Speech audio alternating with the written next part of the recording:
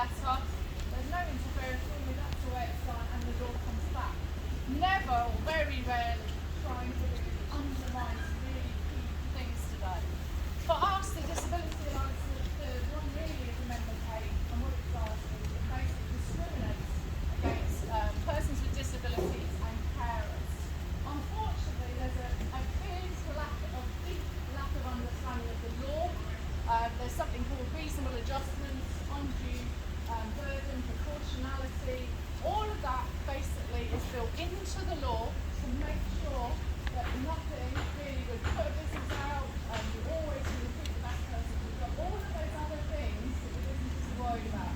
We have no problem with the fact that the small businesses are worried, but they have been misled into thinking and built fear, and that really is depressing at this stage. It's very emotional for us. Rob, Shane, 15 years, all of our members have been campaigning, and what we're really disappointed with is the lack of understanding.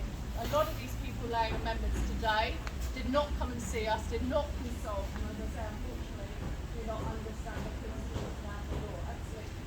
We will not be cheering today. You'll notice there's no balloons. Unfortunately, a week ago, we went from up here, amazing, to down here. It's not just about the amendment, it's about the fact that people have fundamentally misunderstood equality of opportunity, human rights, and prevention of discrimination. That's what's depressing today, is the lack of knowledge and understanding.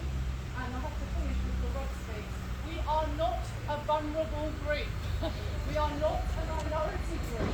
We want to work, pay taxes, access goods and services. So all of these things are around us being involved, contributing to the community.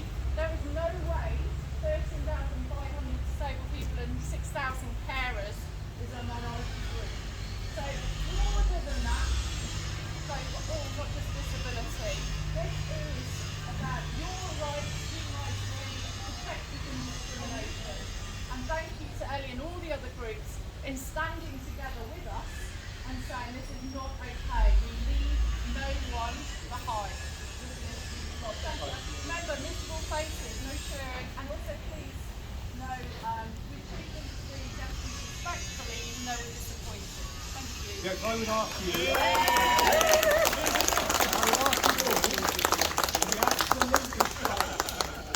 And to look them in the eye, if that's possible. To be absolutely silent when they come in and look them in the eye. I met with Deputy Blinn, the proposer of the Amendment 8 today, and Carl Melbold. I asked them whether they had considered or consulted with any one of the 13,500 disabled people on the island, or any of the 6,000 carers. They had not. Shame. I also said, what is it about particularly, and there's a bit of detail here, particularly about the ground of carer status that was concerning them? And they said, well, we don't think small employers should have to make a duty to make an adjustment to say. And I said, do you realise there is no duty in the legislation in the first place? It allows you to make the adjustment if you want to. There isn't a specific duty, and neither of them knew that or understood that. Okay. Their amendment basically takes the ground of carer status out of the legislation if you're a small employer. It is a disgrace. I also said, did they realise that the proposition to take reasonable adjustment out for small employers goes against international law? It is directly against one of the fundamental and founding reasons for having the UN Convention on the Rights of Disabled People. It is a disgrace, and it shames Guernsey.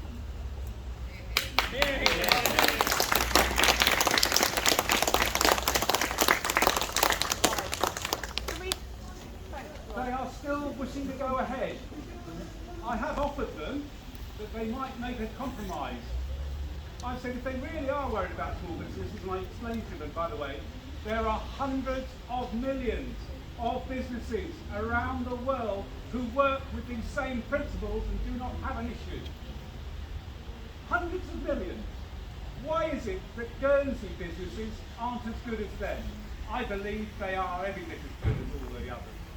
And I said to them, if you're really worried about this tiny minority of small businesses that might struggle with making a reasonable adjustment, then why don't you ask the government to make sure there's a bit of money to help them? Originally we were talking about £20,000 as a fund that might help small employers. I asked them to drop the amendment if the ESS agreed to put that up a little bit. Sounds fair? Yeah. Okay. Thank you very much for your time. Remember, look them in the eyes and be quiet.